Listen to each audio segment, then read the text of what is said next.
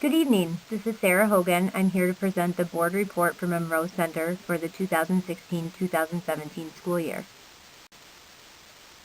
This slide should look familiar to you as it's something that I include in our board report every year. As you can see, we increased our attendance percentage for the 2016-2017 school year to 97%. This particular slide is the same as it's been for the past couple years. It just explains that we use the minors and majors as our discipline process here at Monroe Center. This slide is a representation of the minors that have been awarded throughout the school years. It tracks each month that we are in session, and the comparison is for the past 4 years. As you can see, we did increase our minors from 15-16 from 226, and last year we were at 277. Here you can see I've identified our problem behaviors at MC. Last year we had the most problem behaviors in defiance, followed shortly by disrespect, and then disruption. Here's a closer look of our students based on the number of minors. I took the most minors awarded to a student, which was 12, and then we looked at what grade they were in, if they were a low socioeconomic student, if they had an IEP, what their attendance looked like, and what their PARCC results were from the previous year, the spring of 2016. And so I went ahead and did this with our the top 11 students who had the most minors in our building. This is a slide that I did for the first time for my data report this past June. I went ahead and broke down the minors by teacher. So if you want to take a moment to take a look at that, you can see which teacher or teaching assistant awarded the most minors throughout the school year. This is just interesting as you start looking at who the teachers are who give the most minors versus the teachers who give the least minors. It's interesting that Mrs. Bartlett has the most minors in the building, but I never hear from her in regards to discipline, and they very rarely turn into majors for her, so that is interesting. This is just a recap of our 2016-2017 SIP goals. By the end of the 2016-2017 school year, 75% of Monroe Center students will meet their individual goals in STAR and the ELA pre- and post-assessment. This slide is a review of our SIP goals for the 2016-2017 school year. We had one goal, which was by the end of the 2016-2017 school year, 75% of Monroe Center students will meet their individual goals in STAR and the ELA pre-post assessment. As you can see, we did not meet our goal. By the end of the 2016-2017 school year, only 63% of Monroe Center students met their individual goals in STAR. You'll notice that we weren't able to include the ELA pre-post assessment as part of the end of the year review due to the fact that a couple of the teachers did not actually set a goal for their ELA post assessment. So that was disappointing and a conversation that we had as an entire building. Here is our SLO slide. This is a slide that I included in last year's board report as well. It just identifies the number of students who met the SLO for each particular type of assessment. So we have a type 1, a type 2, and a type 3. If you've heard Dr. Caposey or any of us talk about SLOs, they can kind of be confusing because a type 1 can also be considered a type 2 or a type 3, or a type 3 could also be considered a type 1 or a type 2. This year we've streamlined the process by going to a grade K through 8 SLOs that are the same for every teacher. So this will kind of streamline the SLO process. The next few slides focus on STAR 360. As many of you know, STAR 360 replaced AIMSweb last year. It's pretty cool. It focuses, it has a reading component as well as a math component. It really breaks down the deficit areas in regards to skills, not just I have a deficit area in reading comprehension, good luck trying to fix it type of thing. It really gives you some skills to look at for each particular student.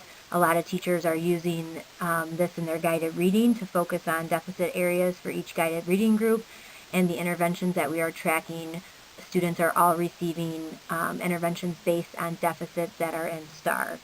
This particular slide is about the amount of students in each class that met the reading SGP.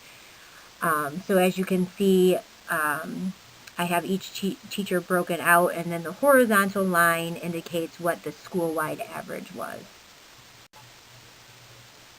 This slide looks at our demographic comparison. So as you can see, we've broken down which students met the SGP in the male subcategory, the female subcategory. We have free and reduced, special ed, ELL, and then the overall average, again, is the last vertical bar, as well as the horizontal average is there as well. So you can kind of see the comparison with that.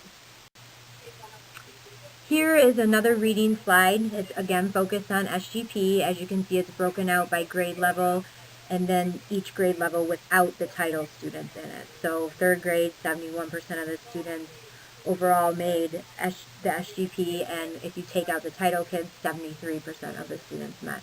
And that's broken out throughout the rest of the grades as well. Again, we have the overall, which was 59% as our last bar, and then the vertical line going across to help you kind of read that a little clearer. The next three slides are the same, except they're focused on math, obviously. So if you take a look at this first slide, it's looking at the math SGP broken down by each individual teacher. The following slide is SGP for math broken down by the demographics. Again, our free and reduced, our male and female, our SPED, our ELL, and so forth.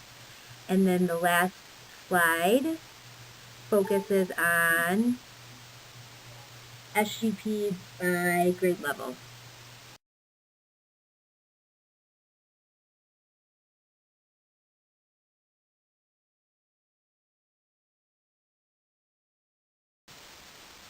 These next couple slides are my favorite, simply because we've been working very hard last year into this year on creating a better intervention system. For lack of a better word, when I first got here, students were kind of an intervention hell, if you will.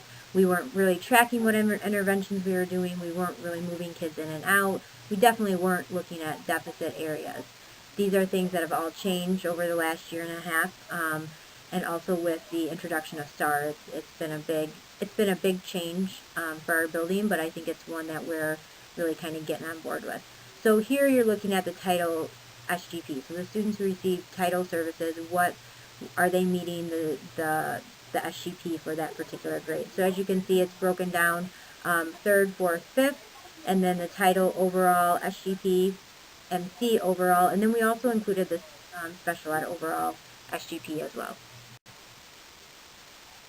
This slide is focused on students who are receiving interventions from one of our teaching assistants. Again, these are intervention skills that students are working on that they've been identified as deficit areas through STAR. So when you take this particular group, the third grade students who are receiving interventions, you can see 86% of the students are meeting the SGP in third grade, in fourth grade 89%, and in fifth grade 42%.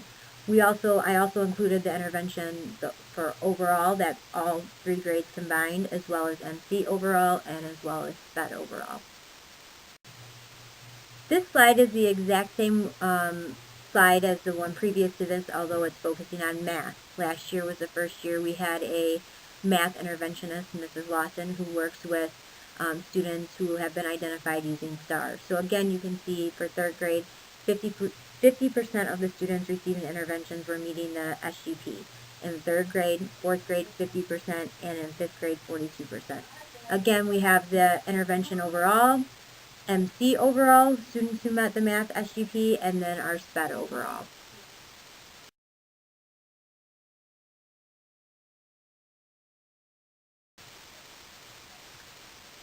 Here's a rough look at our PARCC scores for spring of 2017.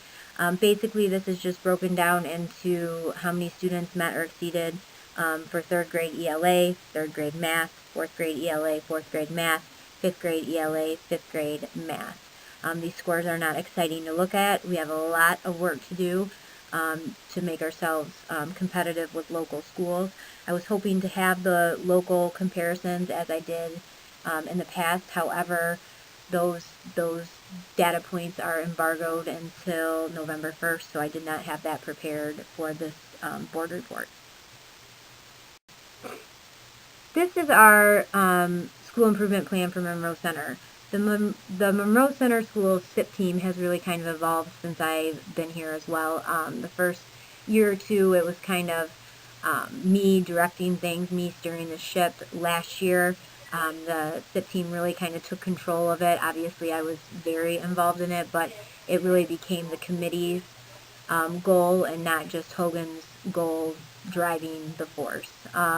So I'm excited to see what we can do this year with math now that we have so many action steps in place to help support this plan. And our goal is by the end of the 2017-2018 school year, 50% of Monroe Center students will meet their individual goals in STAR and their individual goals on the math pre and post assessment. This slide just kind of outlines things that are on the horizon for us at Monroe Center. Leader and Me, you've all heard about that. That's been real big around here. We've done 2 trainings so far, one in August, one in October, and we'll do another whole school training in January. I will be participating in some coaching in early November. My Lighthouse coordinator and Lighthouse team will start kind of coming together, and they'll be involved in some training as well. Another thing that we're continuing to focus on here at MC is the SAT process. That's something that we really were taking a look at my second year here. It kind of got tabled until last year, and now we continue to kind of shore up that process, as well as our intervention process. Like I said, we're really working on getting these kids into interventions, working with them intensely, and then kind of moving them out as needed. So we have a lot to be excited about here at MC, and I'm looking forward to the remainder of the school year. Don't be afraid to reach out if you have any questions. Thank you.